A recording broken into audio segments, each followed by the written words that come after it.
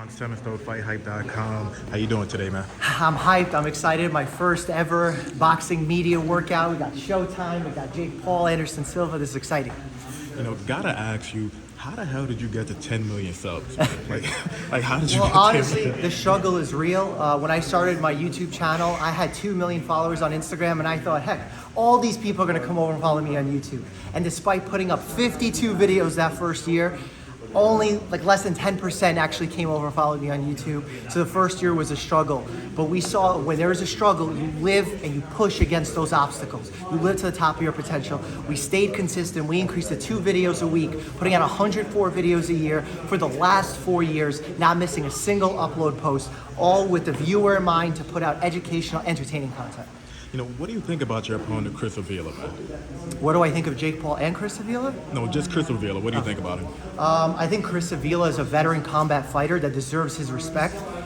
He's part of an incredibly strong camp with the Nate Diaz Army. I respect everything that they put into the sport, and I look forward to him to being a challenge to me, because I'm not trying to have easy fights. I could have continued with this YouTube world, fought like up-and-coming YouTubers, made some money, made some clout. That's not what this is about. This is about the love of the game and trying to achieve as much as possible. You know, gotta put you on the spot and ask you for your official prediction for, you know, Paul versus Silva. What's your official pick for that one, man? I really think that if Paul comes in sharp, his right hand is going to be a difference maker.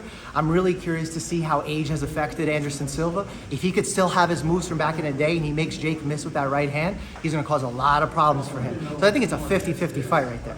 You know, Nate is going to be in the crowd. Nate has always been lobbying for that fight, man. Do you think Nate is probably the guy to take down Jake? Absolutely. Jake is about those blockbuster fights. A Nate-Jake fight would be absolutely epic. I know people are tuning in for that, and I can only imagine what that trash talk is going to be like.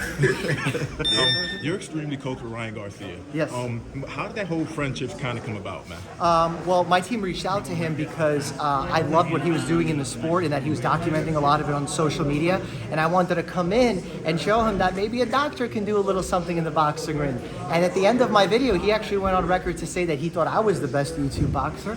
Whether that's hyperbole or exaggeration, I leave it to the gods to decide, but I'm going to make a show in the ring to prove him right. Well, you know, there is going to be a pretty big fight. Supposedly, it's supposed to be Ryan Garcia versus Gervonta. Take the bias out of it, so none of that involved. Who would you pick in that fight, man?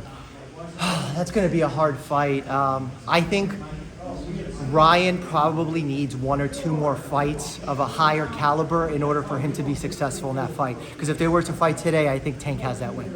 Gotcha. And just last thing, you know, kind of talking about guys that are just kind of starting off their YouTube pages, what would you kind of tell people who probably can't get to 10 million like you, but, you know, what would you kind of tell them to kind of like boost up their race? Stay consistent, and consistent doesn't mean uploading every week or every day. Stay consistent to whatever you're able to achieve, and constantly seek to improve. Every day, try and do one thing a little bit better. Don't try and recreate the whole situation every day in, day out, but really just focus on that one thing and keep making yourself better, because at the end of the day, 2, 3, 4, 5 years later, you're gonna be a 10x version of yourself.